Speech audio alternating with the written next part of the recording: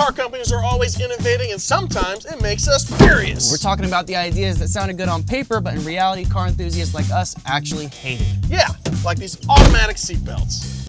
Oh. We're talking about these and some other questionable ideas. I'm Justin, this is Tristan. Welcome to Donut. The first concept of the day, we're gonna talk about engine stop start. Stop start is a feature designed to save fuel by cutting fuel and spark to the engine when stopped. It's estimated that you can save between 7 and 26% of your gas when you use this feature. Most car manufacturers offer models with stop start technology, and even though it feels like kind of a new thing, stop start showed up in 1983. That's absolutely insane. Right? That it It's came that 1983. Old. It's just like CVT. Hell no. Gross. Hell no, bro. So if it works and it's been around for a while, why does everyone hate it? I wonder. It's annoying. Your engine stopping and starting while you drive is tedious, and it takes a long second to start when the light turns green and everyone's honking at you already. Plus, the AC might not work when the engine stops running. Most compressors, especially in older cars, are belt-driven, and they need the engine turning in order to work. With the engine off and the battery on, the blower motor is just recycling your cabin air, keeping all the hot heat smell inside, right? I feel like one of the best ways to punish somebody is roll all the windows up, have your car on the start-stop function, put it on recirculate, rip hella ass, have the seat warmer already on. Oh no! Anyway, so the whole start-stop function thing, putting a little bit of research into it, and apparently there's this conspiracy, which is what I always thought to be true, that because your starter is constantly stopping and starting your car, there's gonna be a lot more wear.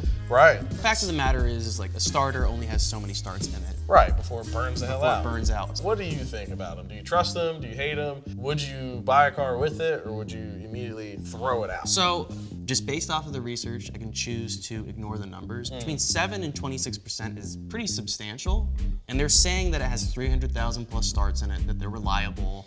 I just think it's lame, okay? Listen, you can tell me all the good benefits of it, Some old guy at the EPA decided that this was an amazing idea. He's probably invested in it somehow and pushed it along.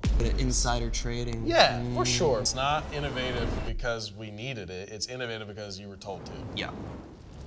Next up, we got the BMW gesture controls, and basically it's a feature that allows the driver to control various functions by simply using hand gestures. Okay. They introduced this in 2015 in the 7 Series. It used a 3D camera and sensors in the roof lining to sort of interpret whatever gestures you were using. And the idea was it would prevent you from being distracted and focus on the road. And ironically, surprise, surprise, it made it worse. It was so bad. So, allow me to give you guys a demonstration of BMW's gesture controls. To reject a call, swipe your hand to the right, which is counterintuitive because normally it would be to the right anyway. To turn up the volume, circle your finger clockwise. And to select navigation, you'll use 2 fingers to point to the touch screen. Now, to change the rear view camera angle, draw a circle with your thumb and forefinger. What could go wrong? What could go wrong when you're driving a car? Yeah. It's a lot to think about while driving. Surprise, surprise, it was not a hit when it debuted. The press didn't even acknowledge it, which makes it even sadder. All these people working together to create this product, and the press didn't even acknowledge it. Yeah. Because no one's gonna use it. Others labeled it as a gimmick, and for the drivers, they reported that the gesture control wasn't even accurate at all. The 3D sensor is finicky, your hand had to be lined up just right, and then even then, it took a couple seconds or tries to register garbage. The good news, like we said before, is that you can turn it off, thank God. BMW started listening to the critics, and in 2023 decided to phase out the feature in its lineup. 2023? This made it through COVID? 2015 this came out and made it to 2023. It was almost 10 years old. If you couldn't disable it, I feel like it would have just bankrupted the company. Yeah. Can you imagine just oh yeah, man, my M4 just rips, dude. You just go like that and the car flips over. So is it a good idea or send it to hell? I don't know. It's not like I've been sitting next to you this entire time. Dude, send it to hell, man. No one asked for this. Just smoothing off my football to get it ready for this weekend's game. Speaking of today's sponsor, DraftKings Sportbook has touchdowns on sale all weekend long. Right now, all new customers who bet just $5 you'll get $150 in bonus bets if your bet wins. Just download the DraftKings Sportsbook app and sign up using promo code DONUT. You can use your $150 in bonus bets on DraftKings same game parlays. That means you can combine multiple bets together from the same game for a shot at an even bigger payout. And if sports betting isn't available in your state, you can still join in on all the football action with DraftKings Daily Fantasy, giving you a shot to win real cash prizes. Get your thumbs in gear and download the DraftKings Sportsbook app right now and use promo code DONUT. Remember, all new customers who bet just $5 will get $150 in bonus bets if your bet wins. Don't miss out on all the touchdown action. Only at DraftKings Sportsbook. Man, I wish they just sold these things without all the bumps so you didn't have to sand them yourself. Now here's something on the list that I personally have.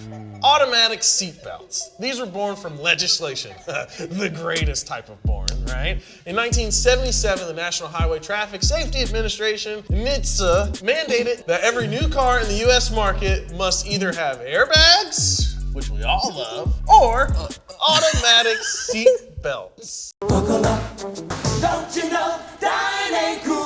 This may seem wild to us now, since both are standard in new cars today, but at the time, less than 20% of drivers actually used their seatbelts, and they probably still drank and drive.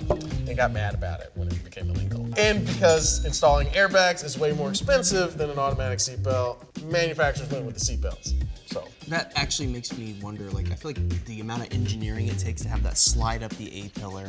Like another motor? Yeah. You have to put another motor in your car. As opposed to just a claymore. Yeah. That's what an airbag is. It's just It's just a a grenade claymore. that just, makes a big bag of air. Yeah. That sounds like way less complex than engineering an automatic seatbelt. I know, but apparently it was easier for them and it annoyed people for decades to come.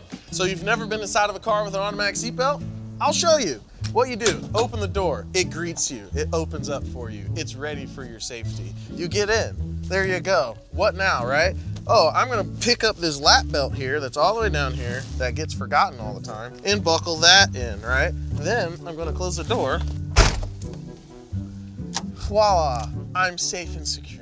Obviously, this royal decree from the government was meant to improve safety, and automatic seatbelts would ideally help drivers who forgot to buckle up. The idea was arguably good, but the big issue that car companies ran into was that the automatic seatbelt offered a false sense of security. Remember lap belts? Well, they weren't a three-point system, right? This also was not a three-point system, so you had to actually grab the lap belt and lock it in. And guess what people did? They didn't do it. Right. So without the lap belt, passengers would submarine in an accident, which means they slide under the cross belt, right? And into the dashboard. And in a rollover accident, or if the door opened in a rollover accident, the drivers were often thrown out of the car.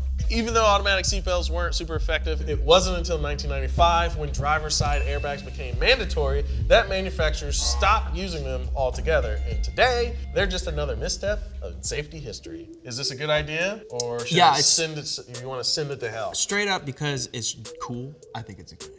Yeah? It's a novelty, you know what I mean? It's even though 100% it's a gimmick, and it adds another layer of complexity, and there's more parts that can break. It's a rule that needed to be checked off. It's still kind of cool. It's cool. Yeah, it's a period piece at this point, right? Now it's kind of funny and cool, you know? Yeah. All right, next up, a personal favorite of mine, the Cadillac Escalade center console refrigerator. Ooh. And why this might sound chill and icy, it wasn't.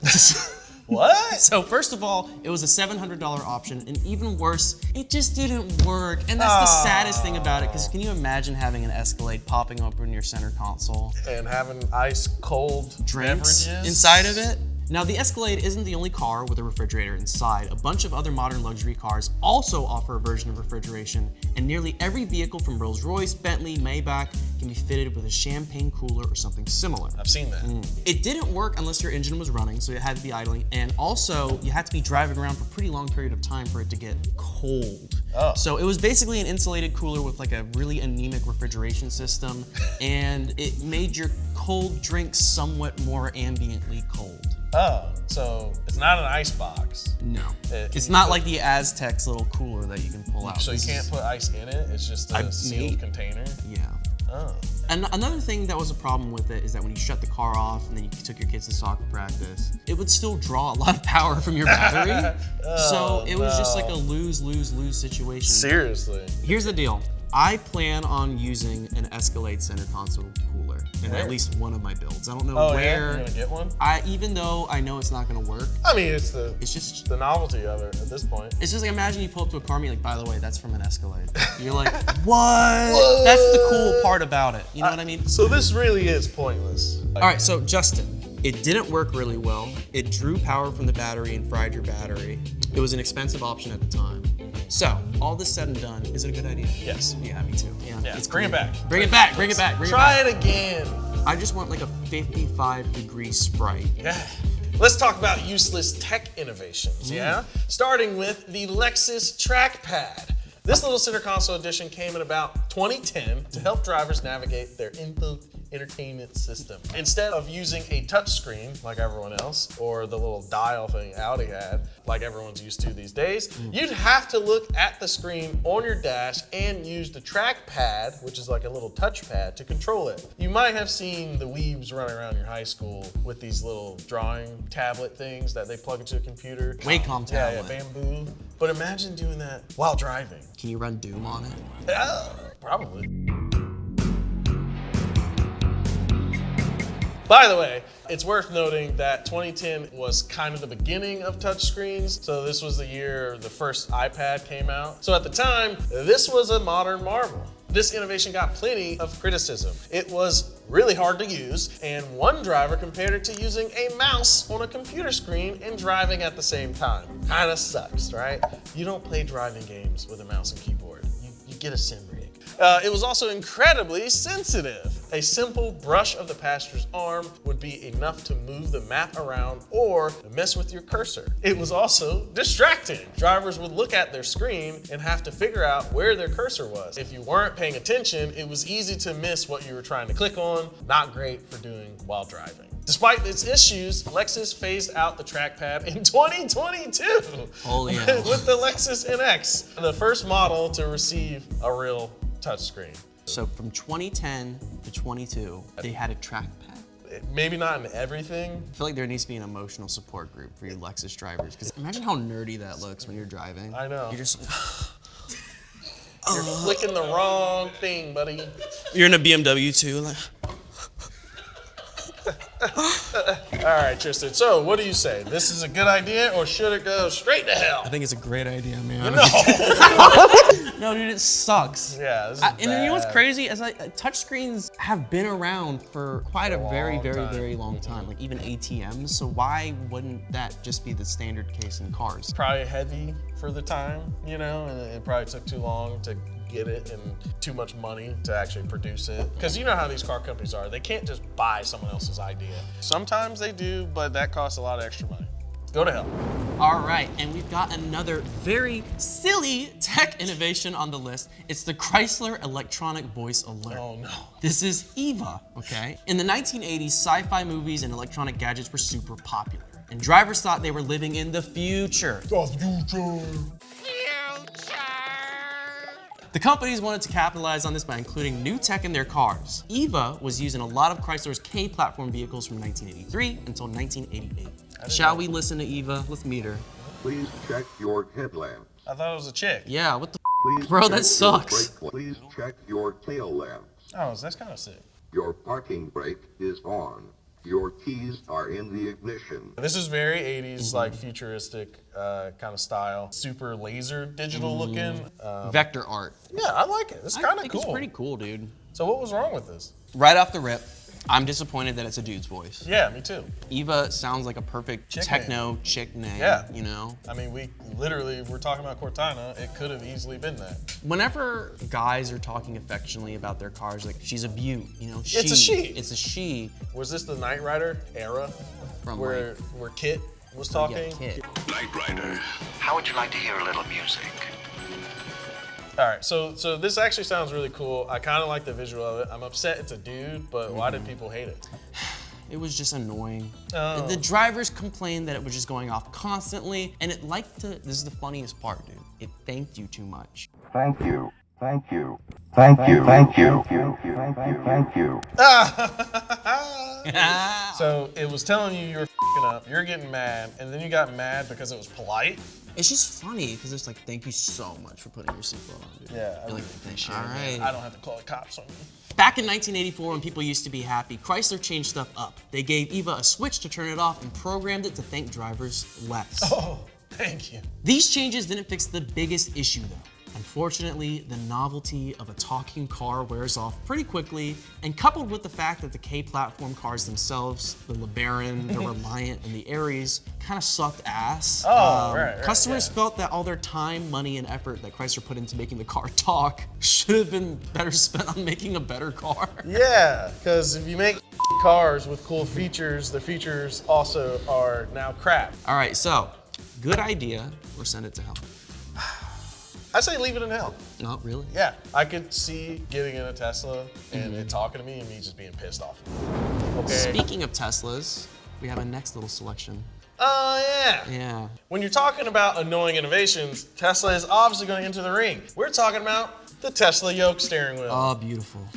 We tested this on a Tesla products video. Go check that out. It was actually pretty funny and kind of surprising. The yoke steering wheel was inspired by steering wheels in F1 cars. Would you believe it? It's kind of a cool idea if it worked at all like the F1 steering wheel. F1 wheels have tight turns. On the tightest tracks like Monaco, they only have about a 300 to 400 degree turn radius and they can't even do a full turn, right?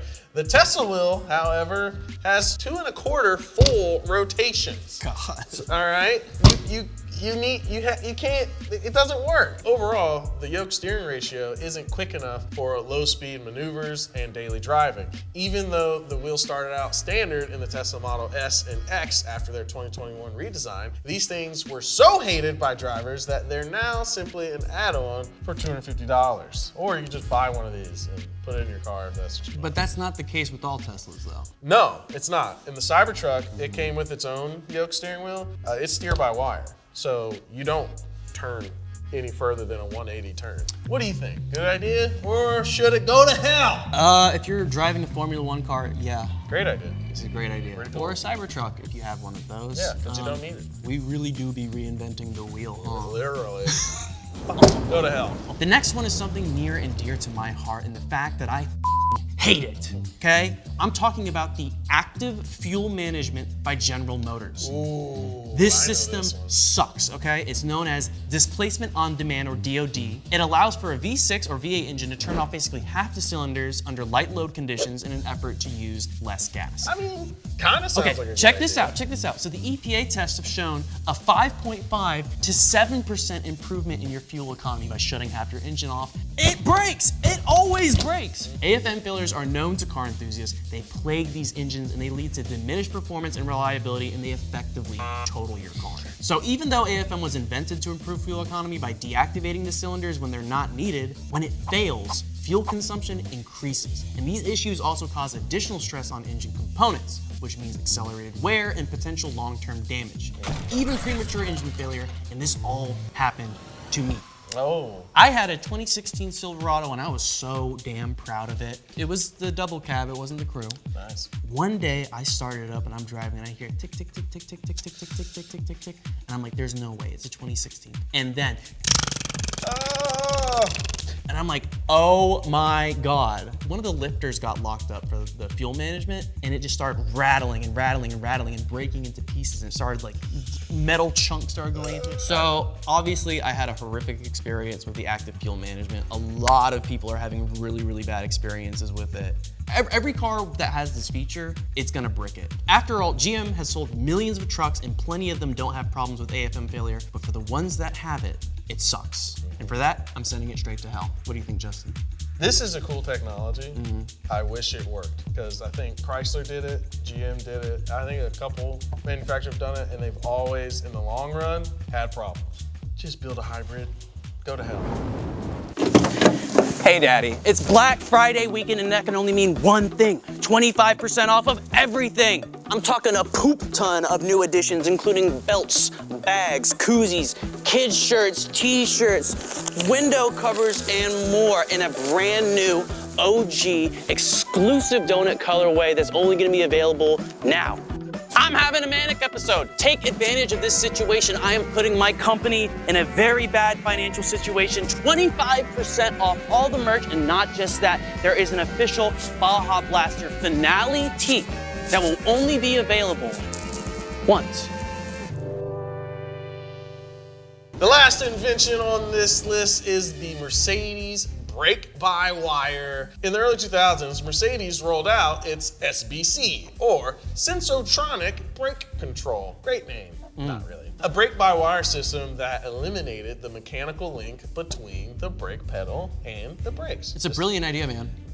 Sure. In case you don't know how normal brakes work, when you press the brake pedal, it pushes hydraulic fluid through the brake lines that move a piston in the calipers, pushing your brake pads against the rotors, slowing down your car. It's very simple. Well, unlike brake-by-wire. Brake-by-wire, on the other hand, relies on a series of sensors, oh, who likes those, and modulators, wow, even better, and they calculate, math, and apply brake pressure for you. And the piston is instead driven by, an electric motor. In theory, it's not a bad idea. That's literally what this video is about. Started off good, but we didn't like them, right? The issue comes from a software failure. When the software failed, the hydraulic braking system would take over, which meant a completely different brake feel in the car. It also resulted in a longer stopping distance and required extra brake effort. So that's not good, it's not safe, and it's definitely not fun when your brake feel Wait, so suddenly they changes. literally reinvented the wheel to make it objectively worse? Yes. If the code failed, if the computer failed, it would go into essentially a limp mode and have to modulate the pressure manually on its own because the system is failing, right? I don't understand. I've never hit the brakes before and been like, damn. Right. I wish a computer decided this Yeah. for me. In 2004, Mercedes recalled 680,000 vehicles to fix the SBC system. In March 2005, they recalled 1.3 million cars because of further unspecified problems with the system. Conspiracy? Oh yeah. Well, after all the drama, Mercedes got rid of the SBC system on its more popular cars like the E-Class and the CLS sedans. The low-selling luxury models like the SL, the Maybach, and the SLR continue to use the SBC system due to the high cost of redesigning the brake system. Because it's expensive and complicated, why didn't you just leave it alone? What started as a decent idea ended up as a very, very expensive miss. What do you think? Straight to hell? No. No? I think Obviously it's still around. It works. I don't know. You're just adding a middleman. You're adding more points of failure for a safety system, which no matter what, their points of failures need to be brought down to the minimum. For real. So. I feel that very much so. Even though this technology is still like very widely used and is really good, imagine having to try and fix this. Yeah. It's just become super expensive, super complicated, super critical. I wouldn't imagine it would save that much space either. Right, it's making more weight and making it more complicated. Like, what were you dodging at this point? Okay, in that case, I'm taking it back. It's going to hell for any consumer car. If it's like a big ass bulldozer where there's so many systems in place, Different. that's different. Yeah, thank you so much for watching. We're gonna go save the Cadillac cooler and hopefully put it inside of one of Tristan's cars. Make sure you go check out Past Gas and the Big Three. Make sure you go follow Mr. Molecule over here. Follow me at Justin Freeman. Follow Donut. Check out our merch. Check out Zoomies. Bye bye.